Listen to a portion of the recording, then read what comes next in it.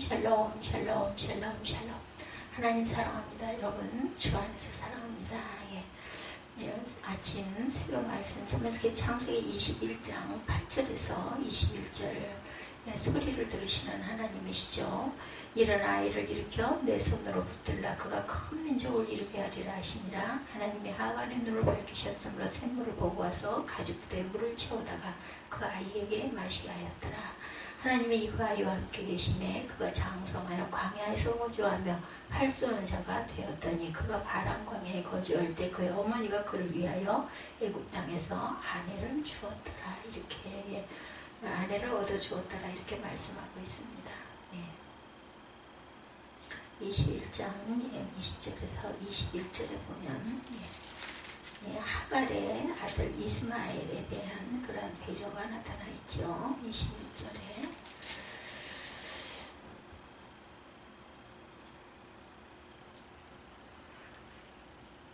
아브라함의 아내 사라는 하나님께 은혜를 받았어요. 마침내 기다리는 아들 이삭도 낳죠. 이제 더 이상 손이 없을 것 같았어요. 그런데 갈등이 생깁니다. 그 여종 하갈과 그 아들 이스마엘 때문에. 오늘 이 사건이 벌어지는 발단은 아무것도 아닌 것은 시작되었죠. 8절에 보니까 아이가 자라매 젖을 때고 이삭이 젖을 때는 날에 아브라함이 큰 잔치를 베풀었더라. 그렇게 말씀하고 있어요. 8절에 보면은 하갈과 이스마엘을 내쫓은 그런 사건의 발단, 젖을 때에서 잔치를 벌였는데 그때 이스마엘이 이삭을 지분지분 놀리는 그것을 보게 되죠. 사라가. 유대 사회에서 아기가 젖을 때였다는 것은 더 이상 안고 다니지 않아도 된다라는 그런 말이고, 아이가 안전하게 살 수 있다고 안심해도 되는 나이가 되었다. 이래서 이런 그 행사가 있었던 것 같아요. 예전엔 그 영아 사망률이 엄청나게 높았기 때문에 이제 얘는 잘 자라겠구나 이런 마음들이 됐다는 거죠. 젖을 떼는 날에 이래서 잔치를 벌입니다. 우리나라 돌잔치와 비슷한 개념. 사라가 본즉 9절이죠.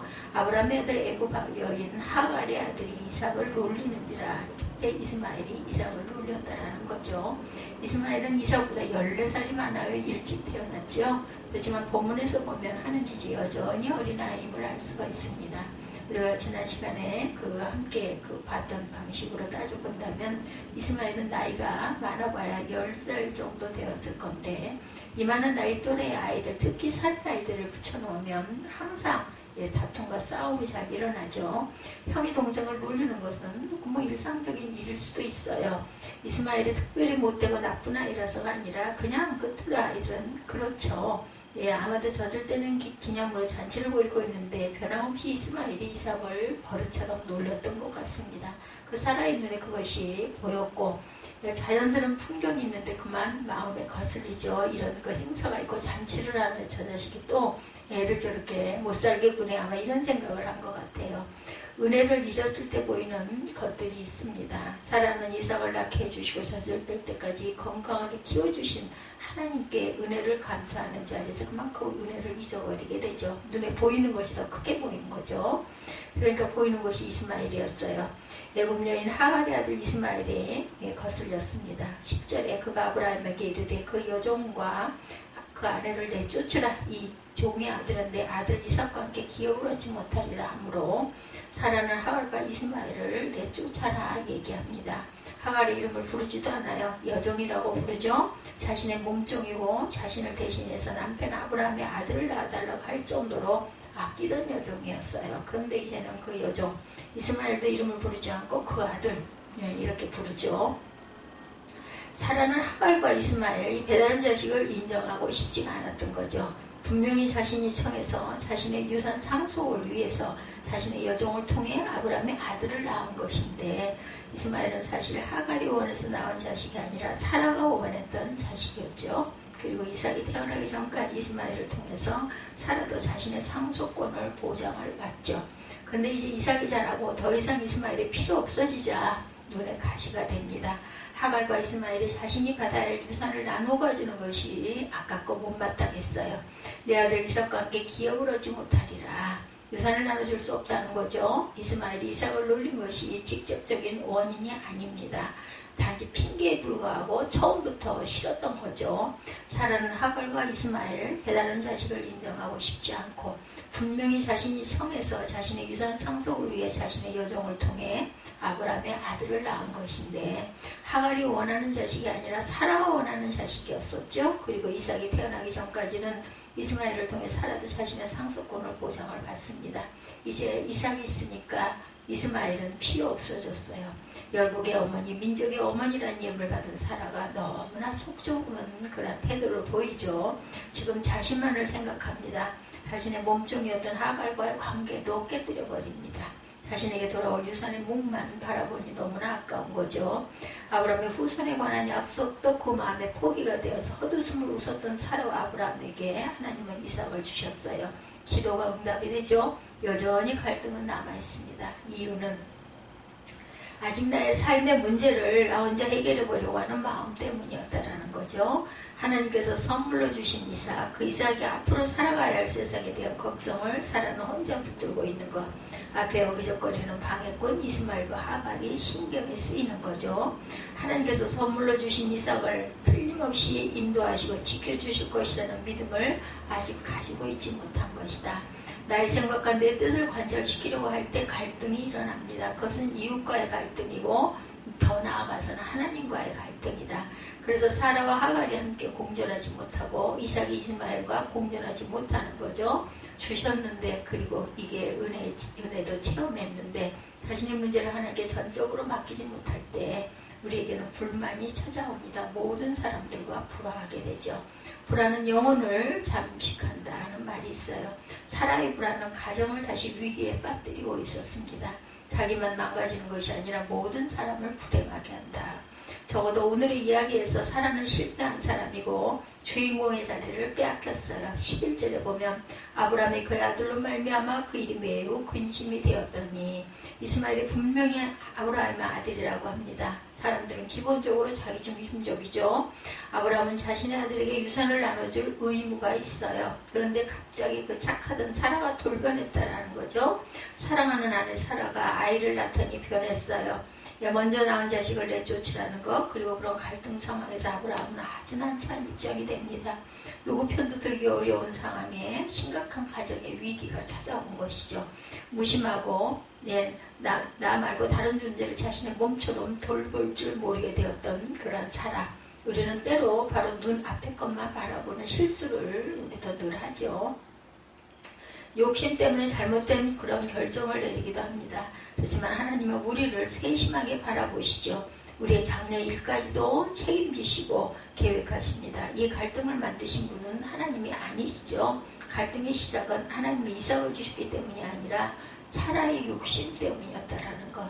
그 이전에 사라가 하나님의 약속을 전적으로 신뢰하지 못하고 자신의 몸종 하갈을 통해 아브라함의 자식을 낳으려고 했기 때문이라는 거죠.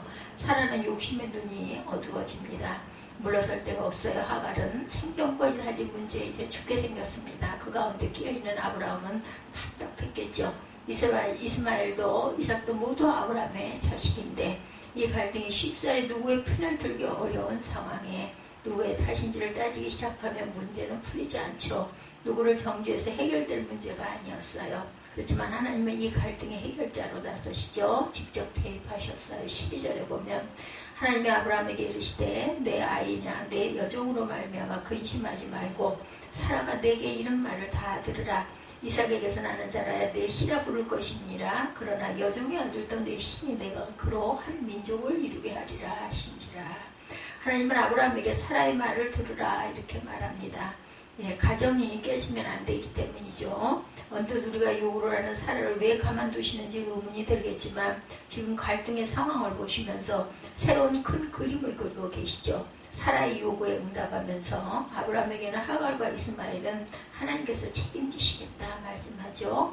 14절에서 16절에 보면 아브라함이 아침에 일찍 일어나 떡과 물 한 가죽 부대를 가져다 하갈의 어깨에 메어주고 그 아이를 데리고 가게 하니 하갈이 나가서 부엘세바 광야에서 방황하더니 가죽 부대에 물이 떨어진지라 그 자식을 관목 덤불 아래에 두고 이르되 아이가 죽는 것을 참아보지 못하겠다 하고 화사람 바탕 거리 떨어져 마주 앉아 바라보며 소리내어 울었어요. 하갈과 이스마엘이 아브라함의 집에서 쫓겨납니다. 부족사에서 추방당하는 것은 사회적으로, 경제적으로, 생물학적으로 죽음을 의미하죠. 하갈은 지금 인생의 막다른 골목에 다다랐어요. 끝인가 보고 다른 지점이죠. 바닥을 치는 경험을 하게 됩니다.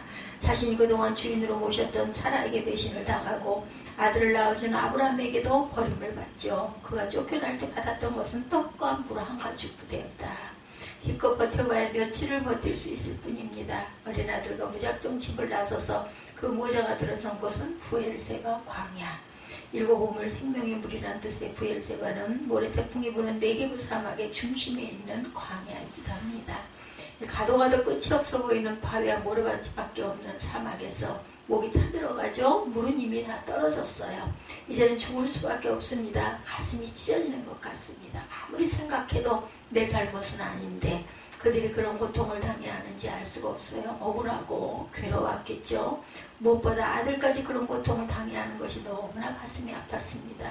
아들 이스마엘이 울면서 죽어가고 있어요. 하갈은 차마 광경을 지켜볼 수가 없어서 그만치 떨어져 가슴이 찢어지는 것을 느끼는 소리를 내어 울며 부르짖습니다.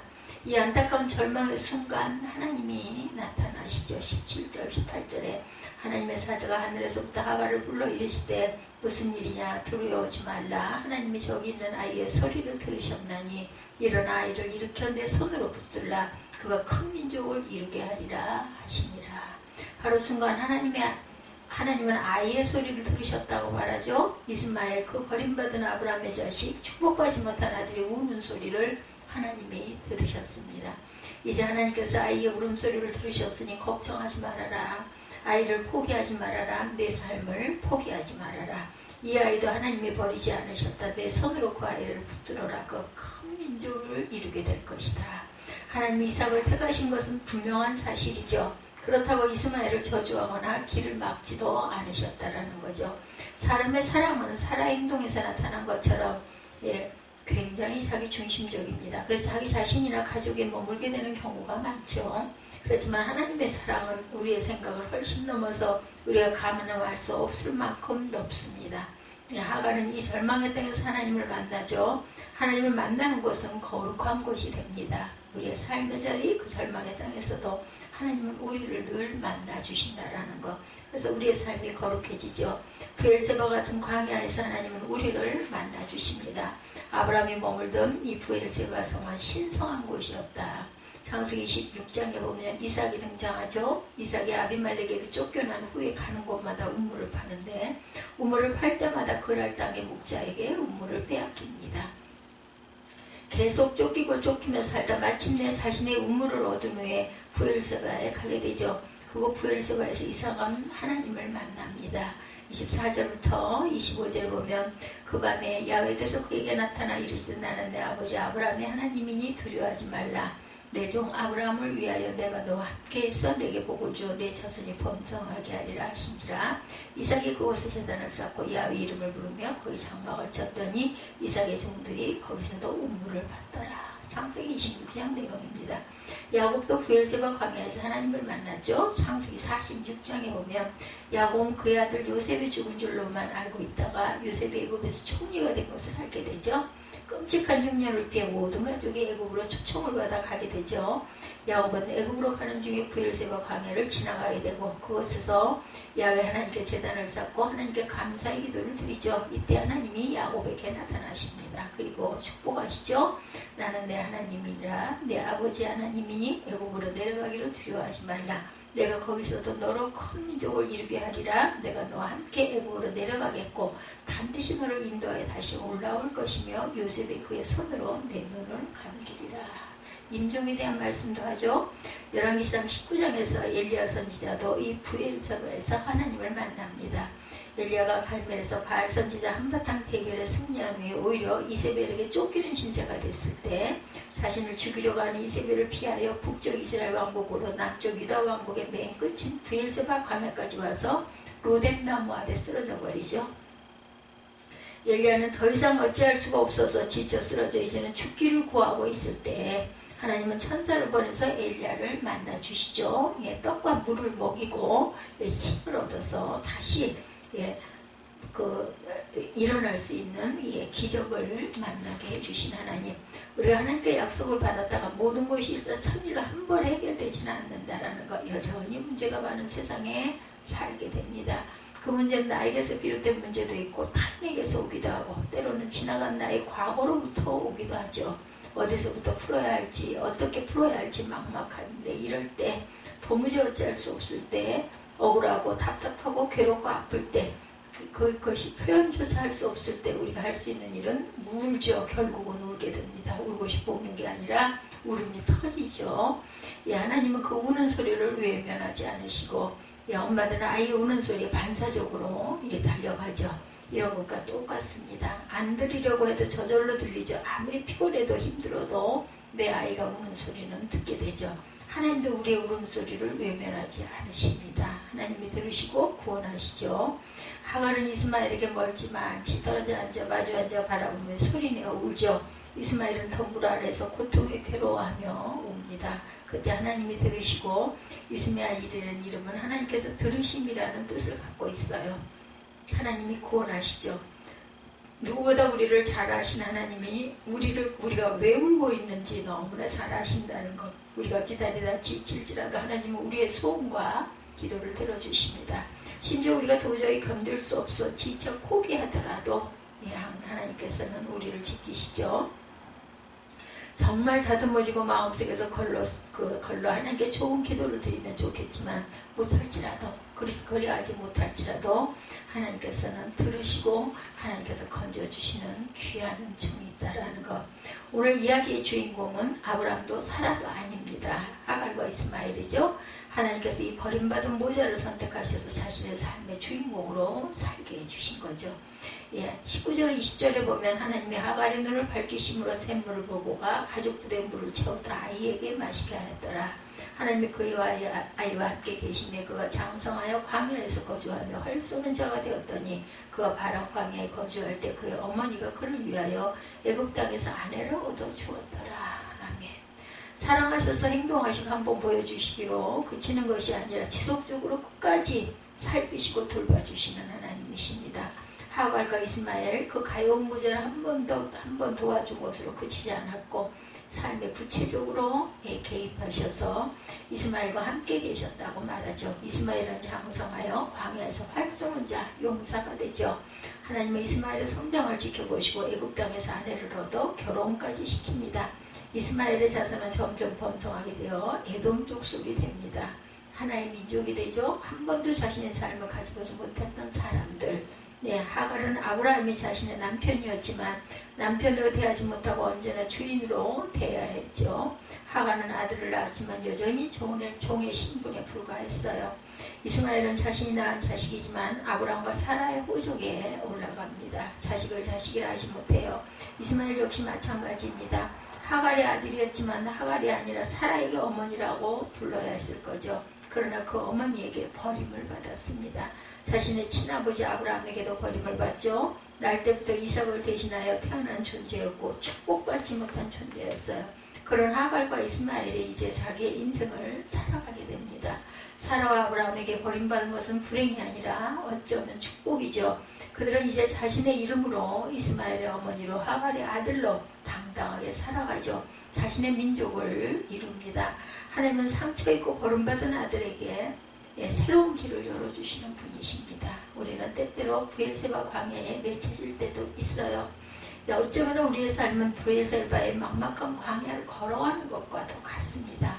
아브라함과 이삭과 야곱의 풍성한 축복과 같이 타고난 복의 자식이 아닌지도 모릅니다. 언제나 우리에게는 행운이 비껴가고 내 맘대로 내 계획대로 인생을 살아본 적이 없어요. 왜 나만 이렇게 안 풀릴까 하고 돌아보면 사실은 대부분의 사람들이 자신만의 브엘세바에서 힘겹게 살고 있음을 보게 되죠. 비록 우리가 이삭처럼 날 때부터 아주 귀한 은총을 입고 축복의 혈통으로 태어나지 못했다 할지라도 하나님은 우리의 울음소리를 들으시고 우리에게 생수를 주시고 끝까지 우리와 동행해 주신다는 것을 잊지 않는 저와 여러분이 되시기를 주님의 이름으로 축복합니다. 기도하시겠습니다.